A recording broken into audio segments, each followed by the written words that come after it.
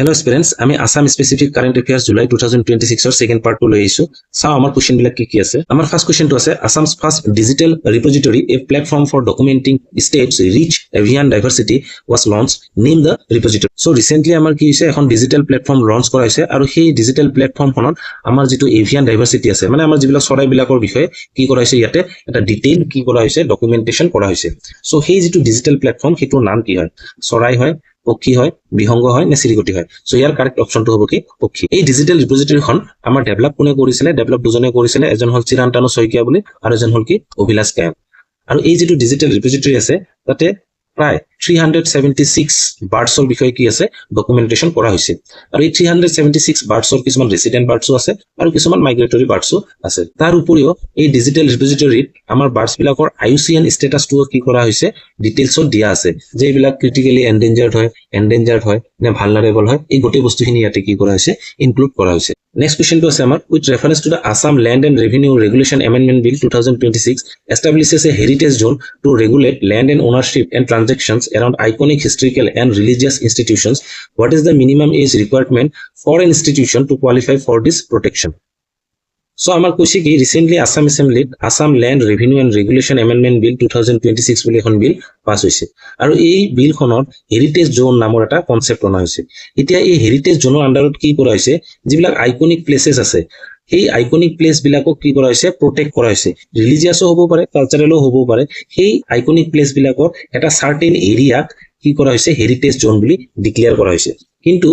ইয়াতে কথা কোশ্চেনটো কি কৰিছে যে এই যেটো আমাৰ আইকনিক প্লেস বিলাক তাৰ এটা মিনিমাম এজ থাকিব লাগিব। সো সেই মিনিমাম এজ মানে কিমান বছৰ পুৰণি হলে হেতুক আমি আইকনিক প্লেস বুলি লৈ হেতুক হেৰিটেজ জোন হিচাপে প্ৰটেক্ট কৰিম। সো ইয়াৰ অপশনটো আছে 100 years, 150 years, 200 years, 250 years. So ইয়াৰ কাৰেক্ট অপশনটো হ'ব 250 ইয়াৰ্স। সো এতিয়া আমাৰ কি কৰা হৈছে এই যিবিলাক আইকনিক প্লেস আছে সেই আইকনিক প্লেস বিলাক 250 বা তাৰ বেছি হলে তাৰ চাৰিওফালৰ 5 কিলোমিটাৰ ৰেডিয়াস এটা যত সেই আইকনিক ইনষ্টিটিউশনটো থাকিব তাৰ 5 কিলোমিটাৰৰ এটা এৰিয়া কি কৰা হৈছে আমাৰ প্ৰটেক্ট কৰা হৈছে। প্ৰটেক্ট মানে কি ইয়াৰে ভিতৰত যিখিনি ল্যান্ড থাকিব সেই ল্যান্ডখিনিৰ ট্ৰান্সফাৰ, একুইজিশন, এই যেটো ৰাইটস থাকিব এইখিনি ইয়াৰ ভিতৰত যিখিনি অৰিজিনাল ইনহেবিটেন্ট আছে, অৰিজিনাল ইনহেবিটেন্ট মানে সেইখিনি মানুহৰ কথা কোৱা হৈছে যিখিনি মানুহ ইয়াতে 3 জেনাৰেশনছৰ পৰা আছে। 1 জেনাৰেশন মানে 25 ইয়াৰ্স, সো 3 জেনাৰেশন মানে কি টোটাল 75 ইয়াৰ্সৰ পৰা ইয়াতে কি কৰি আছে ইয়াতে ৰিসাইডস কৰি আছে বা বসবাস কৰি আছে। আৰু সেই যেটো 3 জেনাৰেশনছ তাৰো এটা টাইমলাইন আছে, হেতু আপ টু কিমান লৈকে হ'ব লাগিব 1 জানুৱাৰী 2026 লৈকেহে আমাৰ কি ধৰিব এই 3 জেনাৰেশনছটো ধৰিব। ইয়াৰ উপৰি এই যেটো বিল আছে সেই বিলৰ যেটো প্ৰভিশনছ বিলাক আছে হেতু কোনে কি কৰিব এনফোৰ্স কৰিব হেতু দায়িত্ব দিয়া হৈছে ডিস্ট্ৰিক্ট কমিশনাৰ ওপৰত। আৰু এতিয়ালৈকে 5খন আমাৰ আইকনিক প্লেসেছক কি বুলি কোৱা হৈছে হেৰিটেজ জোন হিচাপে স্বীকৃতি দিয়া হৈছে। সো ইয়াৰে ভিতৰত আছে আমাৰ কামাখ্যা, তাৰ পিছত আছে আমাৰ বৰপেটা সত্ৰ, তাৰ পিছত আছে আউনিআটি সত্ৰ, তাৰ পিছত আছে দক্ষিণপাট সত্ৰ আৰু পুৱামক্কা। এই 5খন প্লেসেছক কি বুলি কোৱা হৈছে আইকনিক হিষ্টৰিকেল প্লেস বুলি কোৱা হৈছে আৰু ইয়াৰে এটা এৰিয়া কি কোৱা হৈছে হেৰিটেজ জোন হিচাপে কি কৰা হৈছে প্ৰটেক্ট কৰা হৈছে। নেক্সট কোশ্চেনটো আছে recently steps are being taken by which district administration to preserve Harjara Barman rock inscription. So recently আমাৰ যেটো হৰজৰা বৰ্মন ৰক ইনস্ক্ৰিপশন আছে হেতু প্ৰিজাৰ্ভেশনৰ কাৰণে স্টেপস লোৱা হৈছে আৰু হেতু কোনটো ডিস্ট্ৰিক্ট এডমিনিষ্ট্ৰেশ্যনে স্টেপস লৈছে সুধিছে। সো প্ৰথমটো আছে নগাঁও, মৰিগাঁও, শোণিতপুৰ, গোলাঘাট। সো ইয়াৰে কাৰেক্ট অপশনটো হ'ব কি শোণিতপুৰ ডিস্ট্ৰিক্ট এডমিনিষ্ট্ৰেশ্যন। আমি জানো যে হৰজৰা বৰ্মন ৰক ইনস্ক্ৰিপশনটো কি বুলি কোৱা হয় তেজপুৰ ৰক ইনস্ক্ৰিপশন বুলিও কোৱা হয়। সো সেইকাৰণে ইয়াৰ কাৰেক্ট অপশনটো হ'ব কি শোণিতপুৰ ডিস্ট্ৰিক্ট এডমিনিষ্ট্ৰেশ্যন। এতিয়া আমি জানো যে হৰজৰা বৰ্মন কোন আছিল। হৰজৰা বৰ্মন আছিল ম্লেচ্ছা ডাইনেষ্টিৰ এজন ৰুলাৰ। ম্লেচ্ছা ডাইনেষ্টি যাক কি বুলি কোৱা হয় আমাৰ শালস্তম্ভ ডাইনেষ্টি বুলিও কোৱা হয়, তাৰে এজন ৰুলাৰ আছিল কি হৰজৰা বৰ্মন। আৰু এই যেটো ম্লেচ্ছা ডাইনেষ্টি ইহঁতৰ কেপিটেল কোট আছিল, কেপিটেল আছিল হাৰুপেশ্বৰ বা যাক কি বুলি কোৱা হয় ঘটকেশ্বৰ বুলিও কোৱা হয়। আৰু এইখিনি হল কি প্ৰেজেন্ট ডে বৰ্তমানৰ তেজপুৰখিনিক জনা যায়। এই হৰজৰা বৰ্মনৰ দুখন ইনস্ক্ৰিপশন পোৱা যায়, এখন হল আমাৰ হায়ুনথাল ইনস্ক্ৰিপশন আৰু এখন হল আমাৰ কি যিখন এখন আছে হৰজৰা বৰ্মন ৰক ইনস্ক্ৰিপশন। এই দুখন পোৱা যায়। হায়ুনথাল এইটো কাৰ্বি আংলঙত হয় আৰু এইটো আমাৰ কি হয় কপাৰ প্লেট ইনস্ক্ৰিপশন হয়। ইয়াতে 3খন কপাৰ প্লেট আছে। আৰু এইটো যেটো হৰজৰা বৰ্মন আছে এইটো এটা কি হয় ৰক ইনস্ক্ৰিপশন হয়, এইটো শিলালিপি হয়, শিলৰ ওপৰত লিখা আছে। আৰু ইয়াতে এই যেটো হৰজৰা বৰ্মন ৰক ইনস্ক্ৰিপশন তাতে শিলৰ ওপৰত 9টা লাইন লিখা আছে। কোনটো ভাষাত লিখা আছে আমাৰ সংস্কৃত ভাষাত লিখা আছে। আৰু এই ৰক ইনস্ক্ৰিপশ্যনটোত আমাৰ যিটো চালাস্তম্ভ ডাইনেষ্টি আছে তাহাঁতৰ কিং বিলাকৰ ডাইনেষ্টিক লিনিয়েজটো কি কৰা আছে ইয়াতে কোৱা আছে নেক্সট কুৱেশ্যনটো আছে which one of the following has won Rajat Kamal for the best Assamese feature film in the 72nd national award 2020 আমি জানো যে ৰিচেণ্টলি আমাৰ 72nd নেশ্যনেল এৱাৰ্ডছৰ কি হৈ গ'ল চেৰেমনি হৈ গ'ল আৰু ইয়াতে আমাৰ অসমীয়া এখন cinema best Assamese feature film হিচাপে কি পাইছে স্বীকৃতি পাইছে চ' সেই চিনেমাখনৰ নাম কি ৰঙাটাপু লখিমী ৰেংমা জুইফুল চ' সেইখন হ'ল কি আমাৰ জুইফুল আৰু এই জুইফুলখন ডাইৰেক্ট কোনে কৰিছিলে যদুমণি দত্তই আৰু এই চিনেমাখনৰ যিটো প্লট আছে সেইখন এখন ভিলেজৰ ওপৰত আছে নৰাগাঁও বুলি কয় যিখন আছে আমাৰ আসাম আৰু নাগালেণ্ড বৰ্ডাৰত আৰু এই যিখন ভিলেজ আছে তাতে দুজনী মাদাৰ্ছৰ ওপৰত কি কৰা হৈছে এই প্লটটো বনোৱা হৈছে তাৰে ভিতৰত এজনী হ'ল এছামিজ আৰু এজনী হ'ল কি নগা আৰু এছামিজ যিজনী মাদাৰ আছিলে তেখেতৰ কেৰেক্টাৰটোৰ নাম আছিলে লখিমী আৰু নগা যিজনী আছিলে তেখেতৰ নামটো কি আছিলে ৰেংমা আৰু এই যিখন আছে আমাৰ ৰঙাটাপু 1982 সেইখন আমাৰ কি আছে ইয়াৰ আগৰ যিটো 71st নেশ্যনেল এৱাৰ্ডছ হৈ গ'ল তাতে এইখন বেষ্ট এছামিজ ফিচাৰ ফিল্ম হিচাপে স্বীকৃতি পাইছে নেক্সট আছে আমাৰ নোটেড পদ্মশ্ৰী এৱাৰ্ডী এণ্ড সাহিত্য academy award winner Geeta Upadhyay, who died recently, received Sahitya Academy Translation Award in 2012 for her translation work from Assamese to Nepali. Name the word. আমি জানো যে recently Gita Upadhyay বাইদেউ দেৱৰ কি হয় মৃত্যুবৰণ হয় আৰু তেখেতক আমি কি হিচাপে জানো তেখেত এজন ফেমাস কি আছিলে ৰাইটাৰ আছিলে আৰু তেখেতে স্পেশালি আমাৰ এছামিজ আৰু যিটো গোৰ্খা কমিউনিটি এই কমিউনিটি দুটাৰ মাজত কি আছিলে এটা ব্ৰিজ হিচাপে কাম কৰিছিলে কাৰণ তেখেতে বহুত অসমীয়াৰ পৰা নেপালী ভাষালৈকে কিতাপ কি কৰিছিলে ট্ৰান্সলেট কৰিছিলে ইয়াৰে ভিতৰত 2012ত বাইদেৱে এখন অসমীয়া কিতাপ নেপালীলৈকে কি কৰিছিলে ট্ৰান্সলেট কৰিছিলে যিখন এখন ফেমাস কিতাপ হয় আৰু সেই কিতাপখনৰ নামটো কি সুধিছে জয়মতী কাৰেঙৰ লিগিৰি বেলিমাৰ অভিযাত্ৰী সো ইয়াৰে কাৰেক্ট অপচনটো হ'ব কাৰেঙৰ লিগিৰি যিখন কি আছিলে জ্যোতিপ্ৰসাদ আগৰৱালাৰ কি আছিলে এখন নাটক আছিলে এইখন বাইদেৱে কি কৰিছিলে অসমীয়াৰ পৰা নেপালী ভাষালৈকে কি কৰিছিলে ট্ৰান্সলেট কৰিছে আৰু যাৰ কাৰণে বাইদেৱে কি পাইছিলে সাহিত্য একাডেমি ট্ৰান্সলেশ্যন এৱাৰ্ড পাইছিলে 2012ত ইয়াৰ উপৰিও বাইদেউৰ যিখন ফাৰ্ষ্ট ৱাৰ্ক আছিলে সেইখন কি আছিলে আমাৰ যিখন ফেমাস কিতাপ আছে ডায়েৰী অফ এনি ফ্ৰেংক সেইখন কিতাপ কি কৰিছিলে অসমীয়াৰ পৰা নেপালী ভাষালৈকে বাইদেউ কি কৰিছিলে ট্ৰান্সলেট কৰিছিলে ইয়াৰ উপৰিও বাইদেউ কি হৈছিলে 2026 চনত কি হৈছিলে সতী সাদিনী বঁটা পাইছিলে আৰু বাইদেউৰ এখন ফেমাস কি আছে নভেল আছে যিখনৰ নাম হ'ল জন্মভূমি মেৰো স্বদেশ এইখন বহুত ফেমাস হয় ইয়াৰ উপৰিও বাইদেউ কি কৰিছিলে আমাৰ অভিযাত্ৰী যিখন নিৰুপমা বৰগোহাঞিদেৱৰ বাইদেউৰ লিখা এই নভেলখনক কি কৰিছিলে এছামিছৰ পৰা নেপালীলৈকে কি কৰিছিলে ট্ৰান্সলেট কৰিছিলে নেক্সট আছে আমাৰ under MSME facilitation bill 2026 non polluting MSME are exempted from seeking prior government permissions to establish and operate up to how many years এটা কি কৈছে আমাৰ যিবিলাক নন পলিউটিং এমএসএমই আছে এমএসএমই মানে কি মাইক্ৰো স্মল মিডিয়াম এন্টাৰপ্ৰাইজেছ হেতক কি কৰা হৈছে আমাৰ প্ৰায়ৰ গভৰ্নমেন্ট পাৰমিশন ইহতে সেটআপ কৰিব কাৰণে গভৰ্নমেন্টৰ আগতীয়াকৈ পাৰমিশন ল'ব নালাগে কিন্তু কিমান বছৰলৈকে ল'ব নালাগে 1 years 2 years 3 years 4 years so ইয়াৰ কাৰেক্ট আনসাৰটো কি হ'ব 3 ইয়াৰ্স 3 ইয়াৰ্স লৈকে ইহতে পাৰমিশন ল'ব নালাগে এতিয়া এই বিলখনৰ কেইটামান কি পইণ্টছ আছে প্ৰথমটো হ'ল যে কি এমএসএমই যেটো এস্টাব্লিশমেন্ট প্ৰসিডিউৰ হেতু কি কৰা সিম্পলিফাই কৰা লগতে এটা সিঙ্গেল ক্লিয়াৰেন্স উইন্ডো এটু কি কৰা ফৰ্ম কৰা যাতে আমাৰ যে মাল্টিপল ডিপাৰ্টমেন্টছৰ পৰা পাৰমিশন ল'ব লাগে এস্টাব্লিশ কৰাৰ আগতে হেতু কি হ'ব এটা সিঙ্গেল ক্লিয়াৰেন্স উইন্ডোৰ দ্বাৰা এক জায়গাৰ পৰা হৈ যাব তাৰ উপৰিও কি কৰা হৈছে আমাৰ